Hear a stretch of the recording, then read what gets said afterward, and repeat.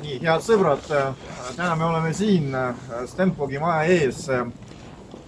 Aga kas meil on usk või lootus, et see valitsus suudab teha või otsustada midagi teistmoodi võrreldes sellega, mida me oleme näinud viimased 3 aastat? Ei ole. Ei ole, kahjuks ei ole. Aga see ei tähenda, et me oleme nüüd valimisteni vaid. Ja iga kord, kui sellest majast tuleb järjekordne jama, Keskerakonna kohustus on reageerida. Ja kui keegi ei saa aru, mida nad teevad ja mida nad räägivad, siis see on meie kohustus seda lahti seletada.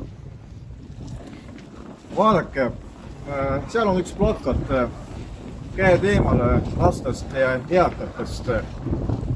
Ma olen kindel, et ühiskond, mis ei hoolitse enda eakatest, tegelikult sellel ühiskonnal puudub väärikus.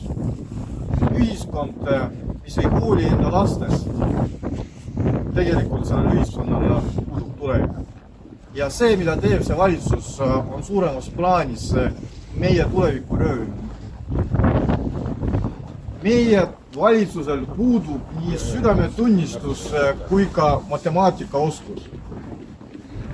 Mida see siis järjekordne plaan tähendab? Hoiame kokku 3 miljonit laste ja eakate arvel. Mida see 3 miljonit tähendab?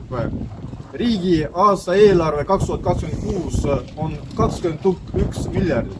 3 miljonit sellest on 0,01%. See on see raha, mida soovib riik kokku hoida.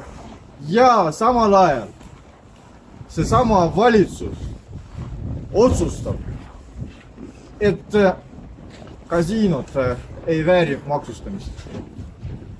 Kas see on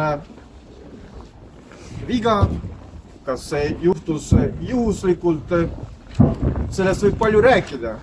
Aga täna me oleme olukorras, kui üks minister ütleb välja, et tasuta sõite lastele ja pensionääridele ühistranspordis ei ole prioriteet, ja siis teine ministeerium teeb nii, et kasiinod ei pea maksma maksud. Et see on tänane reaalsus.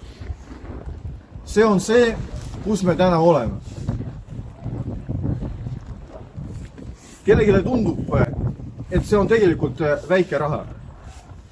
15-20 eurot per laps. Jah, riigi jaoks ongi väike raha.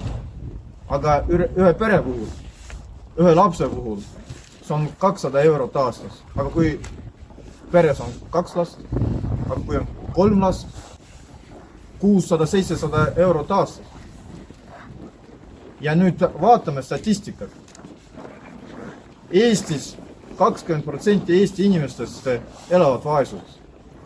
Suhtelises ja absoluutses vaesuses. Kes on vaesuse riskirühmad? Lastega pered, pensionärid, üksikud lapsed. 300 000 Eesti inimest.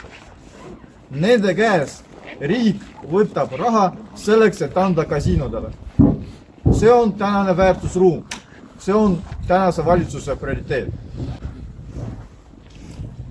Täna me tulime siia mitte ainult selleks, et öelda käed eemale lastest ja eakatest. Täna me tulime siia, et öelda,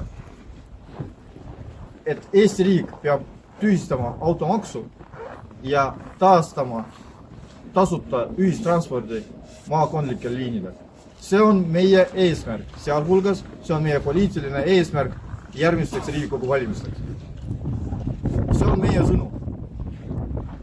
Ja me tuleme siia vajadusel ka järgmisel kuul, tuleme siia poole aasta pärast ja mis on kõige tähtsam, meie eesmärk on tulla siia pärast Riigikogu valimisi.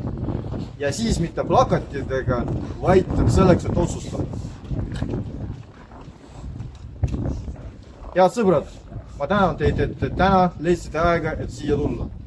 See ei ole mõttetu.